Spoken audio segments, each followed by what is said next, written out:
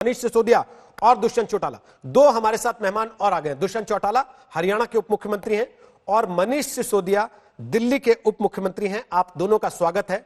लगातार पहले भी आप लोग इसी 5 बजे के कार्यक्रम में आज तक पर आते रहे हैं, बीच बीच में अपडेट करते रहे हैं देश के लोगों को, अपने राज्यों के लोगों को कि क्या क्या कदम आप उठा रहे हैं। एक बार फिर आपका स्वागत है मनीष सिसोदिया आज इस ई एजेंडा के मंच पर। सबसे पहले तो यह कि प्लाज्मा थेरेपी को लेकर कल पूरे देश में चर्चा रही कि दिल्ली में प्लाज्मा थेरेपी से कुछ मरीजों में ठीक होने की उम्मीद बंधी है। क्या हम इस स्थिति में हैं कि दुनिया में हम डंका पीट सकें कि जिसका इलाज पूरी दुनिया नहीं खोज पाई है, दिल्ली में खोज लिया गया? मुझे लगता है इस तरह से कहना इसको ठीक नहीं हुआ कि जिसका इलाज सारी दुनिया नहीं खोज पाई है, क्योंकि वैक्सीन से इलाज निकलेगा और वैक्सीन पे अब काम हो रहा है दुनिया में। पर जिन हालात में आके डेथ होती है, बहुत सिवियर हालात में कोरोना के पेशेंट की जब डेथ होती है तो उसको किसी व्यक्ति को मरने से बचाया जा सकता है। उसके एविडेंसेस दिल्ली में मिले हैं इस पूरे प्रयोग में। हमारे डॉक्टर्स ने बहुत प्रयोग करके बहुत सावधानी से ये देखा कि अगर किसी व्यक्ति को कोरोना हुआ और वो ठीक हो गया तो उसके अंदर एंटीबॉडीज बन गए। एक तरह से उसको कह सकते हैं कि कोरोना वायरस का एंटीबॉडी बन गया, उसके अंदर एंटीवायरस एलिमेंट बन गया उसके अंदर, बहुत आम आदमी की भाषा में कहें। उसको निकालकर एक कोरोना पीड़ित व्यक्ति के अंदर डालने से वो कोरोना से ठीक हो जा रहा है। वो उसकी डेथ नहीं हुई, उसके अंदर और डिटेरिएशन नहीं हुआ बॉडी के अंदर, और वो रिकवर हो गया। जो उसके अंदर सांस लेने में दिक्कत हो रही थी, जो उसके अंदर ऑक्सीजन की कमी थी, वो दूर हो गई। तो कोरोना का जो बहुत बुरा प्रभाव शरीर पे पड़ता है और जिसकी वजह से डेथ तक हो जा रही है, उसको हम रिकवर कर पा रहे हैं। ये हमारे हॉस्पिटल्स में हमारे डॉक्टर्स ने प्रयोग किया और उसमें सफल रहे। इसको वैक्सीन नहीं कह सकते, लेकिन ये जरूर कह सकते हैं कि डेथ होने से रोकी जा सकती है, उसकी उम्मीद सामने आई है। ये कोरोना के बारे में सबसे खतरनाक चीज थी कि इससे डेथ बहुत ज्यादा हो रही है दुनिया भर में, लेकिन डर से निकल सकते हैं इस तकनीक से। मनीष सिसोदिया, एक तरफ आप उम्मीद ढूंढ रहे हैं, दूसरी तरफ जिस समय हम दोनों बात कर रहे हैं 2500 हो चुके हैं दिल्ली में मामले। वो तब है जबकि दिल्ली सबसे पहले सबसे ज्यादा एक्टिव होने वाले राज्यों में से एक था। शायद जिस समय कई राज्यों को भनक तक नहीं पड़ी होगी, दिल्ली ने काफी हद तक कंटेनमेंट जोन्स तक डिसाइड कर लिए थे कि कहां कहां हमको थोड़ी सख्ती बरतनी पड़ेगी। फिर ऐसी स्थिति क्यों हुई कि आज मामले 2500 तक पहुंच गए?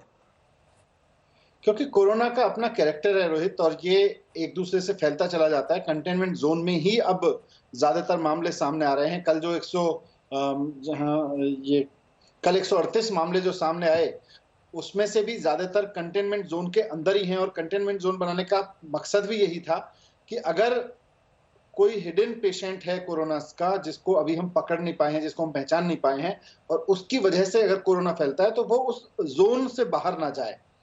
इसमें हम कामयाब रहे हैं। बल्कि आपने कल देखा होगा कि अब तो जहां हमने कंटेनमेंट जोन्स बनाए थे, उसमें से अब स्थितियां आ गई हैं कि पिछले 20-25 दिन में कोई केस नहीं आया और हमने उसको डिकंटेन कर दिया। यानी कि रेड जोन, जो हॉट जोन जो बनाया था, उसको हमने अब ग्रीन जोन में कन्वर्ट कर दिया और अब वहां एक्स्ट्रा ऑर्डिनरी सीलिंग की जरूरत नहीं रही। तो ये एक कंटेनमेंट का फायदा हुआ है।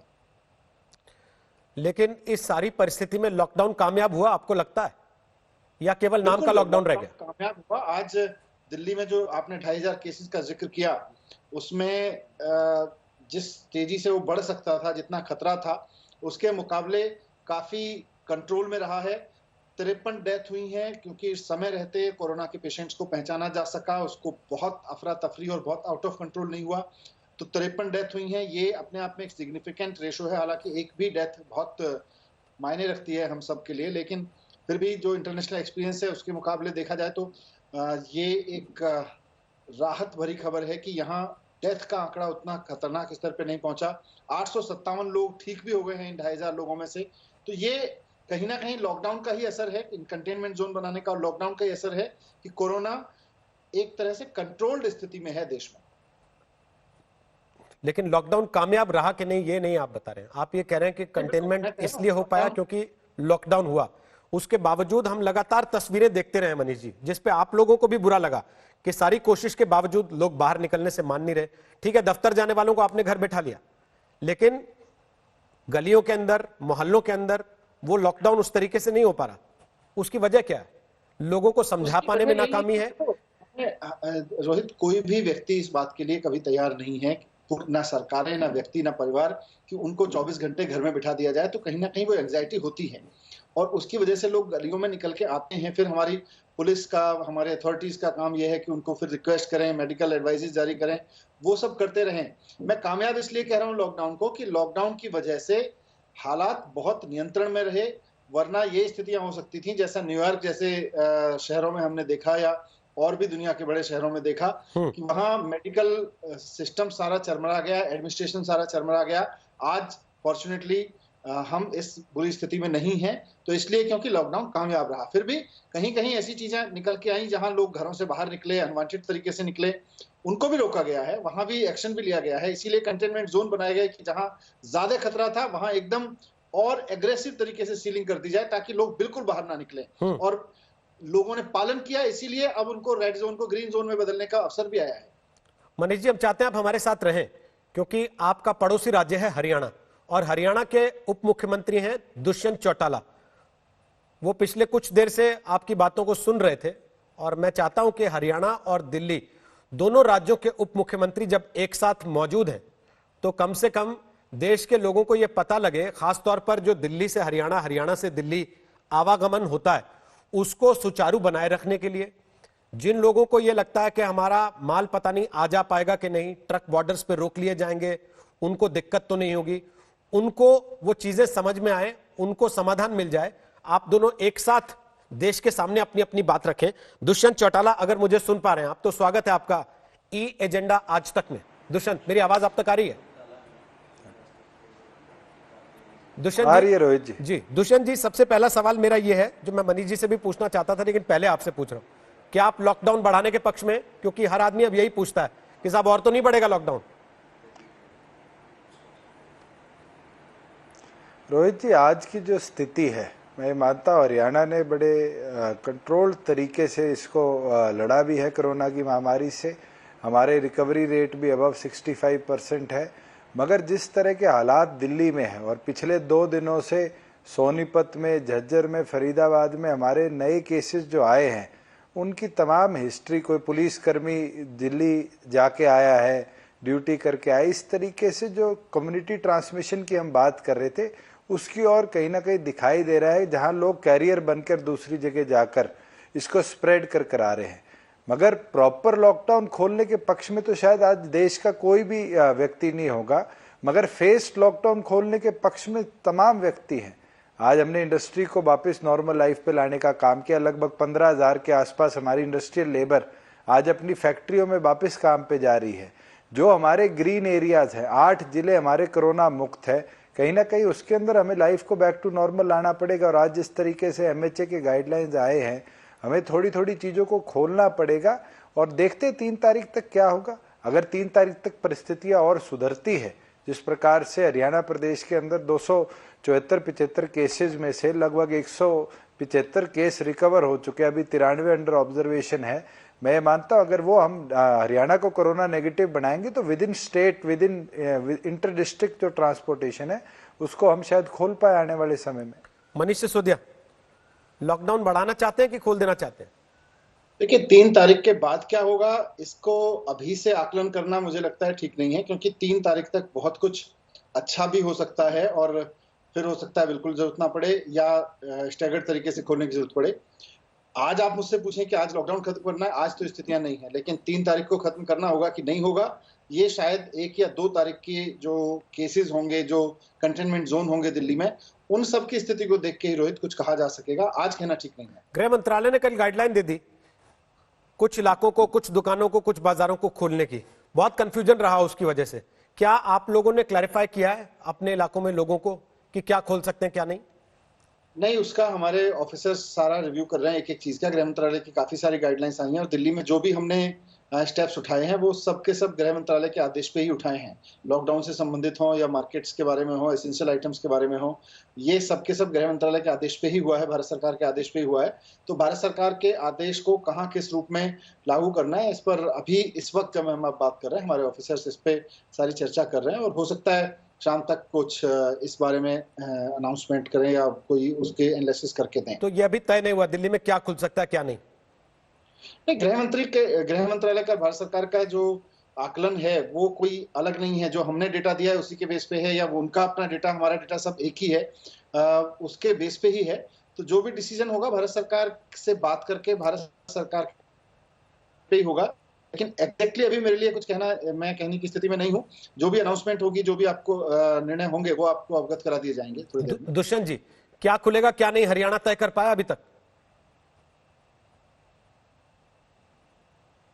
रोहित जी, जहां बात हम दिल्ली की सुन रहे हैं या और प्रदेशों की सुन रहे हैं, it can not be one fits all. आप प्रति एक चीज तमाम राज्यों के साथ नहीं कर सकते। कई ऐसे राज्य हैं जो बहुत ज्यादा इफेक्टेड है कोरोना से। आप महाराष्ट्र की हालात को, गुजरात की हालात को हरियाणा से कंपेयर नहीं कर सकते। मगर बिल्कुल जो आम जनजीवन के अंदर इस्तेमाल होने वाली चीजें हैं, जो नॉन एसेंशियल है, हमें उनको खोलना पड़ेगा। बिल्कुल एक क्लैरिफिकेशन गृह मंत्रालय की तरफ से आ गई कि बार्बर शॉप्स और इस तरह की दुकानें नहीं खुलेगी, उन पे प्रतिबंध लगा हुआ है। मगर हमारी ओर से first come first serve basis पे जो हमारा एक ऑनलाइन पोर्टल है उसके ऊपर अप्लाई करता है, उसको हम फेज्ड मैनर में खोलने का काम कर रहे हैं। इन सेटू अगर कोई प्रोडक्शन करता है, इन सेटू अगर कोई कंस्ट्रक्शन करता है, उस तरह की इंडस्ट्री को या कंस्ट्रक्शन साइट को हम खोलने की परमिशन दे रहे हैं, क्योंकि वो लोग अपने आप से पिछले 31-32 दिन से एक आइसोलेटेड एनवायरनमेंट के अंदर है। हमारे पास एक गुड़गांव में कंस्ट्रक्शन साइट है जो पूरे एक सेक्टर के अंदर है और उसके अंदर 1700 लेबर बैठी थी। आज वो 1700 में कोई कोरोना पीड़ित नहीं है। अगर होता तो आज 1700 के 1700 इफेक्टेड होते। हमने उसको परमिशन दी है। इस तरह से हमने 15,000 ऐसी साइट्स को हमने प्रेरित किया है, बड़ी कंपनीज को, कि वो अपने आसपास फैक्ट्रियों के धर्मशालाएं ले ले, वहां पर अपनी लेबर को इन हाउस रखे, इन सिटू वहां से अपनी काम कार्य को शुरू कराएं। मगर बिना इंडस्ट्री को रिवाइव करे, बिना लाइफ को नॉर्मल लाए, अगर हम इस लॉकडाउन को बढ़ाते रहेंगे तो कहीं ना कहीं देश की अर्थव्यवस्था पे भी एक बहुत बड़ा झटका हमें आने वाले भविष्य में देखने को मिलेगा। हमें लड़ना पड़ेगा कोरोना से भी, मगर कहीं ना कहीं इस इकोनॉमिक स्लोडाउन को आने से भी रोकना पड़ेगा, जो हमारे हजारों लाखों लोगों को कोई बेरोजगार ना कर दे आने वाले भविष्य में। आप आबकारी मंत्री भी हैं, एक्साइज मिनिस्टर। आपके पड़ोसी राज्य पंजाब की तरफ से ये फीलर्स हैं कि कम से कम लिकर शॉप्स को, शराब की दुकानों को खोल देना चाहिए, राज्य की अर्थव्यवस्था पे बड़ा असर पड़ रहा है। क्या आपको लगता है राज्यों के पास कमाई का और कोई जरिया नहीं है? रोहित जी, केवल मात्र अर्थव्यवस्था पर नहीं, आपको मैं हरियाणा का एक आंकड़ा शेयर करता हूं। परसों सुबह तक का हरियाणा प्रदेश के अंदर लगभग 1300 के आसपास एफआईआर दर्ज हुई है, जिसमें 1,80,000 बोतलें इलीगल और लीगल जो परमिटेड शराब थी उसकी पाई गई। आज के अंदर 7,000 लीटर, जो हम हथकड़ कहते हैं, जिसको देसी भाषा में लाहन कहा जाता है, वो हमारे प्रदेश में पकड़ी गई है। It might cause a medical problem in the future. केवल मात्र पंजाब अपने रेवेन्यू की तरफ मत सोचे, कि आप सोचिए किस तरह का माफिया दोबारा प्रदेश में पैदा हो जाएगा, जो हमने 96 से 99 तक देखा है। मगर हमने ये निर्णय लिया है कि 3 तारीख से पहले हरियाणा प्रदेश में हम लिकर वेंट्स को नहीं खोलने का काम करेंगे। अगर एमएचए परमिट करेगा उसके बाद भी प्रदेश सरकार अपना निर्णय लेगी। मनीष सिसोदिया, आप पक्ष में? नहीं, मैं देखिए, लिकर की सेल को सिर्फ रेवेन्यू के पॉइंट ऑफ व्यू से नहीं देखना चाहिए। मैं दुष्यंत जी की बात से एकदम सहमत हूँ। लिकर का कंजम्पशन कहीं एक और स्तर पर देखा जाना चाहिए, और अगर भारत सरकार परमिट करेगी तो निश्चित रूप से हम भी खोलेंगे। लेकिन ये सब 3 तारीख के बाद ही होगा, क्योंकि अभी भारत सरकार गाइडलाइंस में 3 तारीख तक लिकर शॉप्स को खोलने पे पूरी तरह से पाबंदी है। बाकी जिन शॉप्स को खोलने के लिए बात कही है, उसमें कितनी खोली जा सकती हैं, कितनी नहीं खोली जा सकती हैं, उस पर विचार चल रहा है। लेकिन लिकर का तो अभी सवाल ही नहीं है, क्योंकि 3 तारीख तक भारत सरकार ने भी पूरी तरह से इस पर पाबंदी लगा रखी है। दुष्यंत चौटाला, एक आखिरी सवाल है। गेहूं की खरीद का मौसम इस समय चल रहा है और आड़ती आपके यहां काफी नाराज दिख रहे हैं, क्योंकि उनको लगता है कि सरकार ई ट्रेडिंग करके सीधे सीधे किसानों से फसल खरीदना चाहती है और उनके रोल को खत्म करना चाहती है। लॉकडाउन में आपकी सरकार नई व्यवस्था बनाने पर जोर क्यों दे रही है?